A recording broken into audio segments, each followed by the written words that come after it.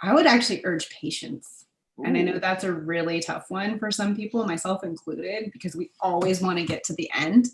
But I think the beauty of where we're at in life at this point is enjoying the process and knowing that the journey is the gift, not necessarily the fact that you've been the top A student or whatever it is, or you decided to go on a different path and now you're back. It's that, like, to have patience with yourself and patience with the process, and know that your career and your life is going to be sort of broken into a series of discrete things that are going to build on themselves.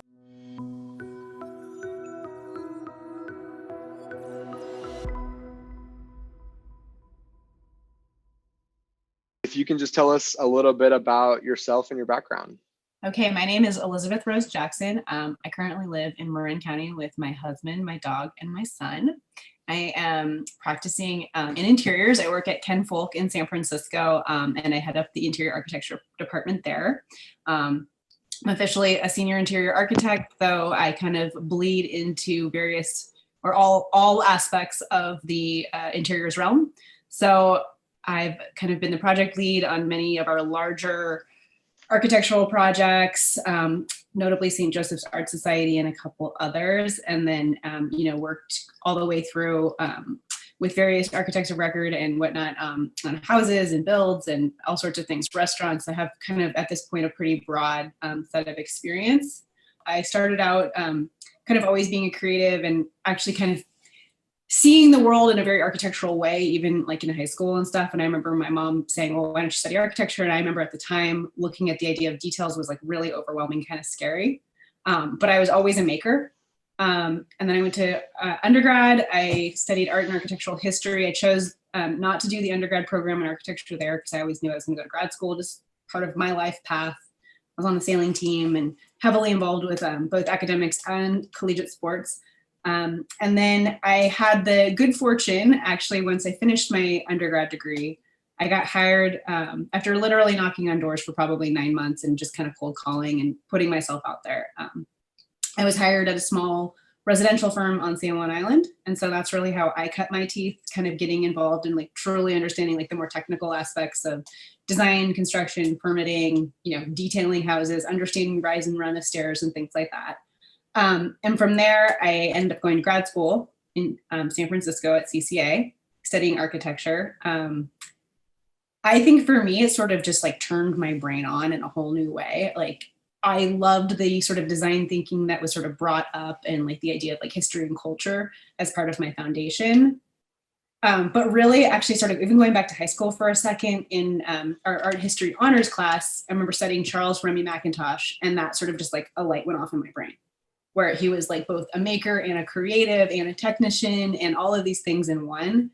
And so I knew at some point, I was going to move forward and get sort of like the chops that I needed to start moving forward. I remember as well, one of our very good family friends who sort of helped mentor me and help sort of craft me so I could apply to grad school. I remember her telling me, she's like, I'm not really sure you're going to end up as an architect. And I was like, oh, really? She's like, I think you're a little more of you're less of a sort of very specific thinker. You're more of sort of a whole project thinker. And she's like, I think you do really well in landscape or interiors. And I remember at the time being, well, I have to study architecture. I just have to get these chops sort of under my belt. And then, oddly enough, in grad school, a lot of my projects ended up kind of being very urban scale. So I've always been interested in sort of like the big ideas and then how you drill back down to them. And then, let's see, I graduated in the recession. So I graduated from grad school in 2010, and I took a job at Arup in a research, I guess we call ourselves Global Foresight and Innovation, which still goes on. So I ended up doing a very specific research project that had nothing to do with architecture, but it sort of just, it kind of got me employed, fed, it expanded and kind of made me like a more horizontal, I sort of added a horizontal experience to my sort of professional life. So I spent 2 years there. I got to travel around the world.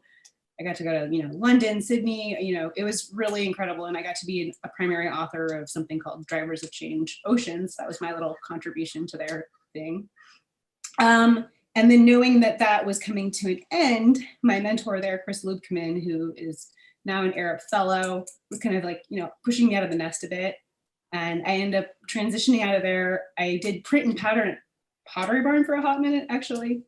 And then ended up working at EHDD, which actually is how I did meet Rick Feldman. He was there as a sort of an associate principal. Met a bunch of wonderful people through there. Ultimately, it wasn't my fit. And I think part of it actually was the fact that so much of the work was in Revit. And I had such a strong background in CAD and sort of, I was really good at sort of the more like technical drawing side of it and like really understood that flow. And like Revit for me was just like, it was not a fit. It was 100% not how my brain worked. I didn't want to be like sort of a database programmer. I really wanted to design and draw. So the long story short on that, one of my very dear friends who's still at Ken Fulk, we've known each other since college sailing. We were having dinner one night. She was sort of the last lady standing from the battery team. She desperately needed help in that firm. And I was like, oh, I think I might enjoy that. And it turns out like I was immediately a fit. And I remember like really thinking, I was like, okay, if all the different experience I've had, now I found my home. So it was sort of taking sort of the best of all these previous experiences of getting to do work at an incredibly high level, not having no as a boundary, like just keep trying to solve problems. And consequently, I've been there for 6.5 years and I don't see myself leaving, that's sort of my full circle journey of like, I love it. Yeah. I love it. I think, it's important. I think I would argue that not enough people kind of touch a number of different areas earlier in their career to really figure out where they want to go longer. Absolutely. Right. I think that's maybe a newer age idea. And I'm sure there's been people, plenty of people who've done it before, but that's so important because the worst thing that you could possibly do is get stuck in a job that you had told yourself for many years that you wanted. And then right. I've had at least 3 dream jobs at this point. So right.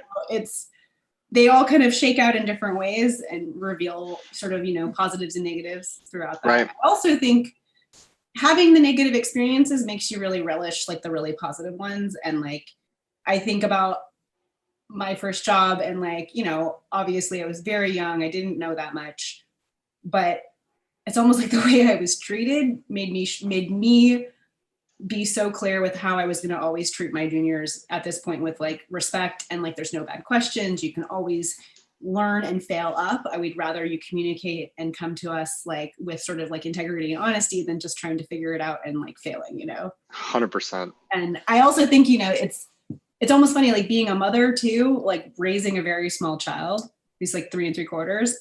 I think it's almost made me a better teacher and better leader because I'm so like trying to understand something from someone else's point of view and how to best help them understand what the problem or break down the sequence, Yeah, no, that's such a good perspective. And I don't know if we're just spoiled here in the Bay Area or if it's the design world or what, but I hear that more often. Could be all of it. Yeah.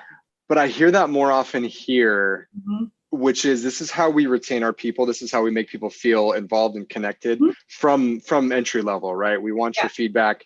We want to be able to teach you because there's that old school mentality of like, for sure. All right, you're a grunt. Sit in the corner. We don't want to, don't talk to me. Don't speak unless you're spoken to. Exactly. Yeah. You're like, oh my God. So I agree with that. And I've worked in those types of jobs. And what it does is it makes you, as you start to bring on people to your firm and have employees, that training, right? You're like, I will never let you feel the way that they made me feel. So absolutely. It also, there's something to be said too about the younger generation as you were hitting upon like sort of digital natives and like, I don't want to say like entitlements, the word, but it's something that we've all kind of noticed where you are getting your dream job, like truly at like 23, 24. And because some of them don't really have the perspective of like what to compare it to, I like want to be like, you don't understand how good this is.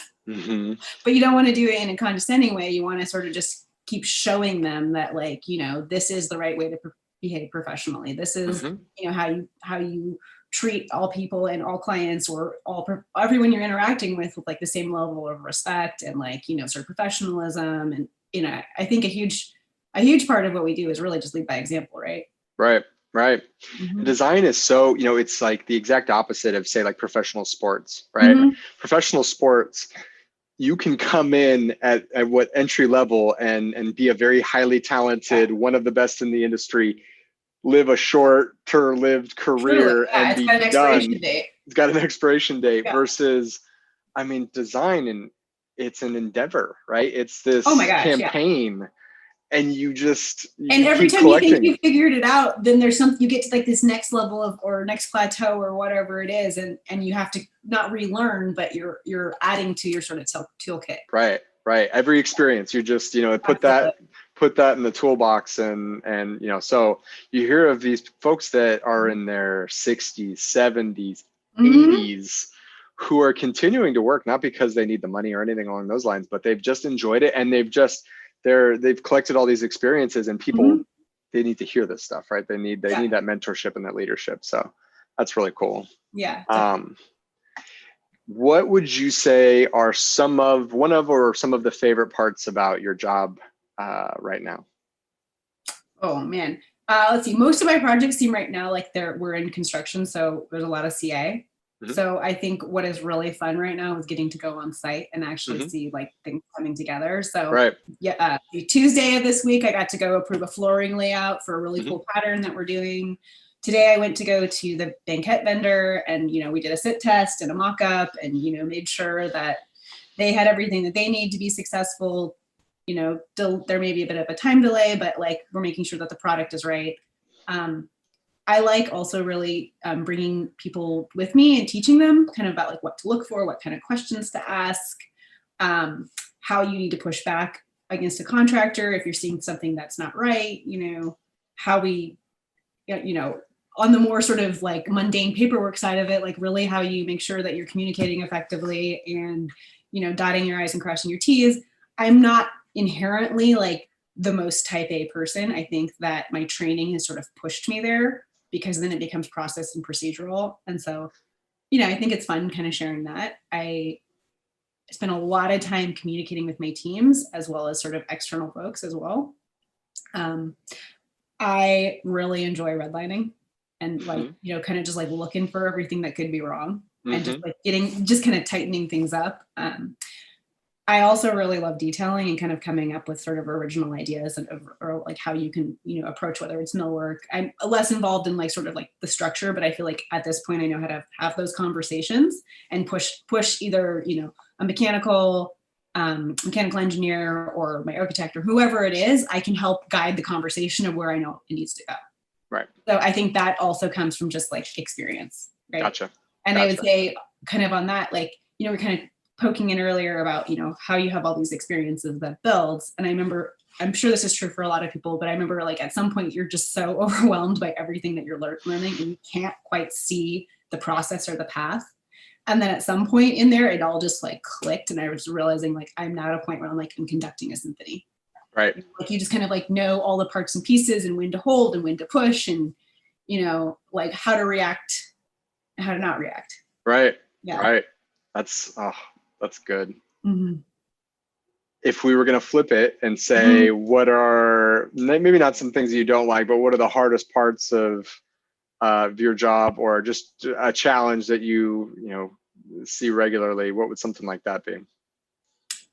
I would say effectively managing expectations is actually probably one of the more challenging things that I do. That's a good one. So how do you deliver information that may be hard to hear or disappointing? Or you have to be solutions oriented. I think that's a huge part of it is like we're always problem solving.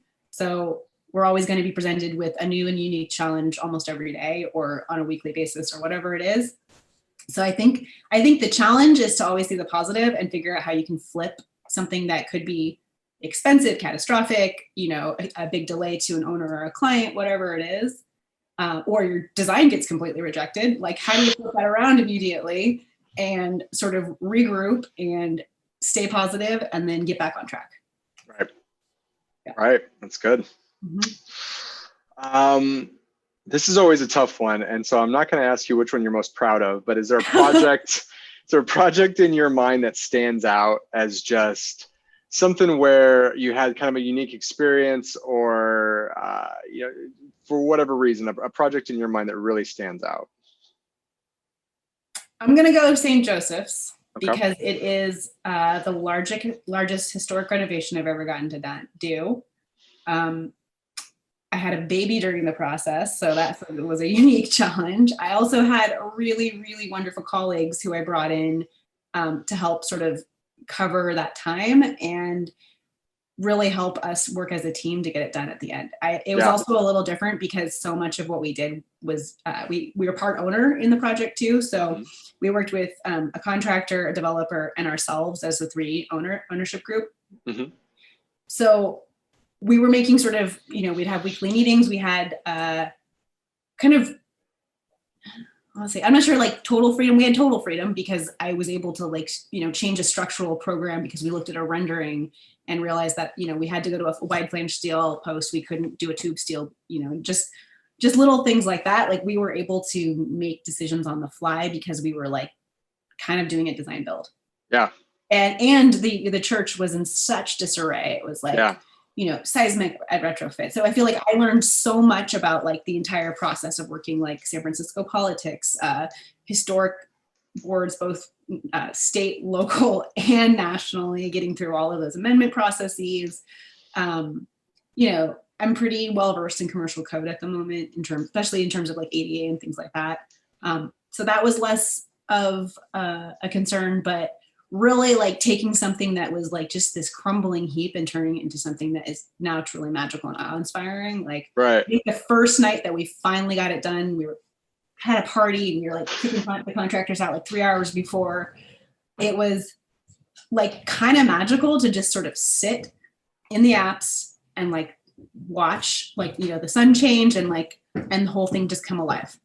To me, that was sort of one of the most special moments of when you work on something for years and years and years and you give it like your all, and then you kind of watch it like come to life, and then it becomes an entity of its own. Right. That's awesome. And you had a baby. You had a baby in between doing that. I couldn't imagine being in the middle of a project, taking time off, having a baby, being with that child, and then coming back and being like, all right, guys, where are we at on this? Well, I mean, it wasn't exactly seamless. Let's be clear about that. It was definitely, it took me some time to get like back up to speed, but I feel like once I did it, I don't know, whatever the time frame was, probably took me a year to sort of get back up to speed truly. Yeah. But then I was like, it was almost like I was better at what I was doing because I was understanding more of the process and time frames and really like the importance of stepping back sometimes too, It forces you into a whole new level of maturity and like compassion at the same time too. So I think it's a benefit to firms, to support your talented staff who also then choose to become mothers. Right. That's awesome. All right. Last question for you. What is the best advice that you can give an up and coming design professional? Whether it's something that you wish you knew or something that as you're mentoring younger employees that you would kind of like to see? I would actually urge patience. Ooh. And I know that's a really tough one for some people, myself included, because we always want to get to the end. But I think the beauty of where we're at in life at this point is enjoying the process and knowing that the journey is the gift, not necessarily the fact that you've been the top A student or whatever it is, or you decided to go on a different path and now you're back. It's that like to have patience with yourself and patience with the process and know that your career and your life is going to be sort of broken into a series of discrete things that are going to build on themselves. And eventually, you too shall conduct the symphony. Right. Yeah? That's a big one. Yeah. Do you know who Simon Sinek, the author of Start With Why? No, I don't really know that one. He's got a video floating around social media, the internet somewhere. And he's asked this question about millennials because millennials are the generation that's thrown into kind of impatient, entitled, all these fun things.